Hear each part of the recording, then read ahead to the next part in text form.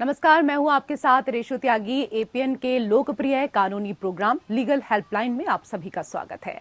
इसमें हमारे कानूनी विशेषज्ञ रोजमर्रा की जिंदगी की समस्याओं से जुड़े कानूनी मसलों पर आपकी शंकाओं का समाधान करते हैं। आज हम रिट के बारे में आपको जानकारी देंगे। किसी भी देश के नागरिक के लिए स्वतंत्रता मुख्य आधार है। यह स्वतंत्रता नागरिकों को कई अधिकार प्रदान करती है। इन्हीं अधिकारों में मौलिक अधिकार प्रमुख हैं। मौलिक अधिकार का संरक्षण सर्वोच्च न्यायालय के द्वारा किया जाता है। संविधान ने न्यायालय को कुछ विशेष शक्तियां प्रदान की है, जिसके आधार पर वो किसी को भी कार्य करने पर रोक लगा सकता है या कार्य करने का आदेश दे सकता है। संविधान ने न्यायालय को कुछ विशेष शक्तियां या अधिकार प्रदान किए हैं, जिसके द्वारा न्यायालय इन शक्तियों का प्रयोग करते हुए किसी व्यक्ति, अधिकारी या किसी प्राधिकारी को एक कार्य करने या कार्य करने से रोकने का निर्देश देता है। इस प्रकार का आदेश चाहने वाला व्यक्ति न्यायालय में याचिका दायर कर सकता है। इस याचिका को ही रिट के नाम से जाना जाता है। संविधान के तीसरे भाग के अनुच्छेद 32 और अनुच्छेद 226 में उच्चतम न्यायालय और उच्च न्यायालयों को मौलिक अधिकारों को लागू करने का अधिकार प्रदान किया गया है। न्यायालय 5 प्रकार से रिट जारी कर सकता है। तो ये थी कुछ बुनियादी जानकारी। रिट पर विस्तार से कानूनी जानकारी देंगे हमारे आज के कानूनी विशेषज्ञ अधिवक्ता परमानंद पांडे जी। सर, बहुत बहुत स्वागत है आपका हमारे खास कार्यक्रम में। धन्यवाद। तो परमानंद पांडे जी से अगर आप कोई भी सवाल करना चाहते हैं आज के विषय को लेकर, तो आप फोन कर सकते हैं, राय ले सकते हैं और 2 नंबर इन पर आप डायल कर सकते हैं, 0120612793 और एक और नंबर है, इस पर भी आप डायल कर सकते हैं 0120612793।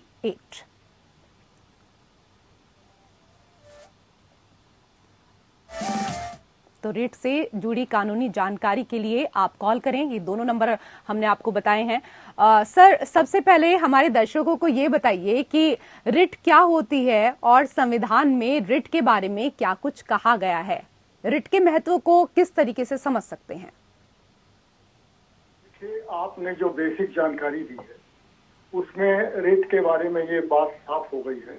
संविधान में 2 चीजें खास हैं, एक मूल और जिसको मौलिक अधिकार कहते हैं, और एक फंडामेंटल ड्यूटीज, जो हमारे ड्यूटीज हैं जो उनको पूरा करना है। तो जैसे संविधान में जो मौलिक अधिकार हमको मिला हुआ है, उस मौलिक अधिकार को लागू कराने का हमको पूरी तरह से अधिकार मिला हुआ है। हम चाहें तो कोर्ट के माध्यम से उनको लागू करा सकते हैं, लेकिन कुछ ड्यूटीज होती हैं, जिस ड्यूटीज के लिए हम उसको लागू नहीं करा सकते हैं, लेकिन वो संविधान के तहत राज्य को यह अधिकार होता है कि उसी ड्यूटी को पूरा कार्य करें। वो हम इस चीज को देखते हैं। जैसे आपने शुरू में ही कहा कि कानून में ये अधिकार देता है कि हम न्यायालय में जाएं और न्यायालय किसी चीज को करने के लिए बाध्य करे, और कानून या ये भी कर सकता है कि आप इस कानून को इसको न करिए। दोनों चीजें करिए और ना करिए, दोनों का अधिकार इसी रिट में मिला हुआ है। और ये रिट का मेन उद्देश्य होता है कि आपको ये अधिकार मिला हुआ है कि आप न्यायालय में जाएं अपने मौलिक अधिकारों के लागू कराने के लिए, और अधिकारों को लागू करने के लिए न्यायालय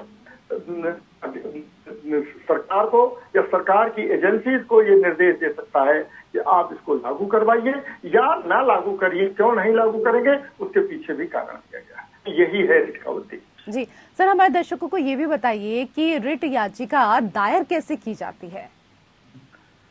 देखिए, रिट याचिका तो पहले ये आपको ये मानना चाहिए कि हमारा मौलिक अधिकार है कि नहीं। जी, मौलिक अधिकार हमारे संविधान में 2 पार्ट हैं। एक तो पार्ट 3 ऑफ द कॉन्स्टिट्यूशन, एक part 4 of the constitution. Part 3 of the constitution में हमारे जितने दिए गए हैं वो मौलिक अधिकार है। वो हमको 5-6 अधिकार मान के चलिए कि राइट टू इक्वलिटी, जैसे समानता का अधिकार, हमारे शोषण के अधिकार, जैसे शोषण के खिलाफ हमको अधिकार मिला हुआ है। हमको कल्चरल माने सांस्कृतिक और धार्मिक अधिकार मिले हुए हैं। और ये संघ के अधिकार 5-6 अधिकार हैं, और कॉन्स्टिट्यूशनल रेमेडीज का अधिकार मिला हुआ है। जैसे वो हमको संविधान के तहत हमको ये उपाय लागू करने के लिए हम इसको कर सकते हैं। तो जब हम जाते हैं संविधान के द्वारा प्रदत्त इस अधिकार का उपयोग करते हैं, तो एक रेमेडी के तहत हमको संविधान को हमको लिए हमारे लिए सबसे गौरवान्वित करने वाली चीज है कि हम ये मानते हैं। आपको ये बता देना जरूरी होगा कि जो धारा आर्टिकल 32 जो संविधान में है, भारत के संविधान में, उसके लिए डॉक्टर B.R. अम्बेडकर ने संविधान सभा में भाषण देते हुए कहा था कि यह भारत के संविधान की आत्मा है। भारत के संविधान की आत्मा को अगर आप मार देंगे तो भारत का संविधान किसी काम नहीं रह जाएगा। इस नाते इस आत्मा को किसी भी कीमत पर जीवित रखना है। तो रिट के लिए दो चीजें जरूरी है। रिट में केवल हर कोर्ट को यह अधिकार नहीं है। रिट में इस अधिकार को केवल संवैधानिक न्यायालयों को अधिकार है, जिसमें हाई कोर्ट और सुप्रीम कोर्ट आते हैं। हाई कोर्ट में जैसा कि आपने शुरू में ही कहा था कि धारा 226 के तहत ये अधिकार प्राप्त है कि हमारी रेमेडीज हमको मिल जाए, हमको ये मिल जाए, उपाय मिल जाए। और धारा सेक्शन आर्टिकल 32 के तहत हमको संविधान में मिला हुआ है, ये हम सुप्रीम कोर्ट से अपने फंडामेंटल राइट को लागू करवा सकते हैं। जी, आर्टिकल फंडामेंटल राइट को लगाने की बात आएगी तभी हमको रिट का अधिकार मिलता है। ठीक है सर, आर्टिकल 32 को लेकर अभी आपने यहाँ पर बात की, ये संविधान की आत्मा है, तो हमारे दर्शकों को आर्टिकल 32 के बारे में बताइए कि जब आर्टिकल 32 या 226 के तहत कोई याचिका कोर्ट के सामने पहुंचती है तो कोर्ट क्या करता है और किस तरह से अधिकारों की रक्षा की जाती है? जी, आपका जब हम 32 के तहत जाते हैं 226 के तहत, दोनों में मैं एक छोटा सा अंतर समझ रहा हूँ, बाकी ठीक है। आर्टिकल 226 जिसको कहते हैं वो उसका उपयोग हाई कोर्ट में किया जाता है, उच्च न्यायालय में किया जाता है। उसके तहत जब कोई भी सरकार के खिलाफ या सरकारी एजेंसी के खिलाफ या ट्रिब्यूनल के खिलाफ या हम जाते हैं कोर्ट के खिलाफ ही, छोटे लोअर कोर्ट के खिलाफ, तो हमको वह अधिकार 226 में उपयोग करना पड़ता है। लेकिन जब फंडामेंटल राइट का सीधे उल्लंघन हो रहा है तो हम आर्टिकल 32 के तहत सुप्रीम कोर्ट में सीधे पहुंच सकते हैं। अन्यथा नॉर्मली ये होता है कि सुप्रीम कोर्ट इस चीज को कहता है कि आपके पास अल्टरनेटिव रेमेडी अवेलेबल है, तो आप हाई कोर्ट में क्यों न जाकर के आप सीधे सुप्रीम कोर्ट में क्यों आ रहे हैं, ऐसा पूछते। हालांकि कई बार ऐसा नहीं होता है, क्योंकि बहुत बार ऐसा होता है कि सुप्रीम कोर्ट सीधे उसको एंटरटेन करने लगता है, लेकिन वो कई बार ये भी पूछ सकता है कि हाई कोर्ट के तहत आपको अधिकार मिला हुआ है तो आप हाई कोर्ट में इसका उपयोग का क्यों नहीं करते हैं।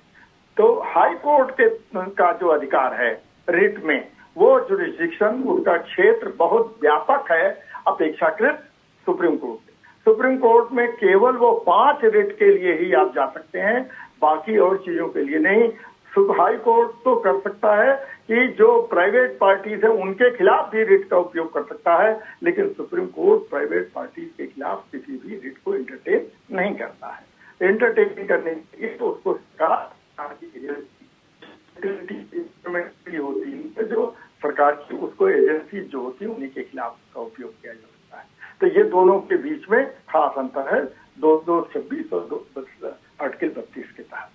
रिट को लेकर कई और सवाल हमारे मन में हैं इस दौरान। परमानंद पांडे जी, हमारे दर्शकों को ये भी बताइए कि रिट कितने तरह की होती है? जी, रिट 5 तरह की होती है। ये आपको इतिहास बता दें कि हिंदुस्तान में ये रिट का प्रावधान जो है रेगुलेटिंग एक्ट 1773 के तहत 1773 में आया अंग्रेजों के द्वारा, और ये रिट वहां से किंग्स रिट बोलते हैं। इंग्लैंड में बाद में तो किंग और क्वीन वहां होते हैं ना, तो कभी क्वींस रिट कभी किंग्स रिट कहा जाता है।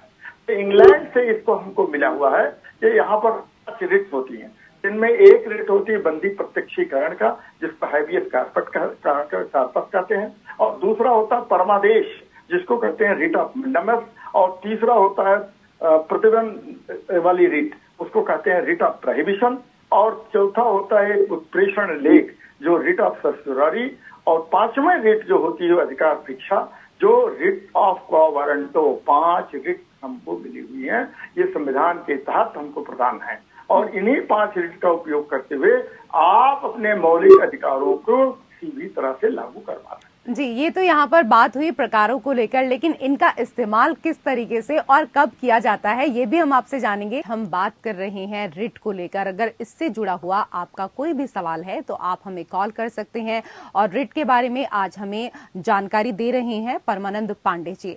सर, अभी आपने रिट के प्रकारों के बारे में बताया, आपने जैसा कि बंदी प्रत्यक्षीकरण के बारे में बताया, तो उसको थोड़ा विस्तार से हमारे दर्शकों को बताएं कि बंदी प्रत्यक्षीकरण आखिरकार क्या है और इसका इस्तेमाल कब होता है।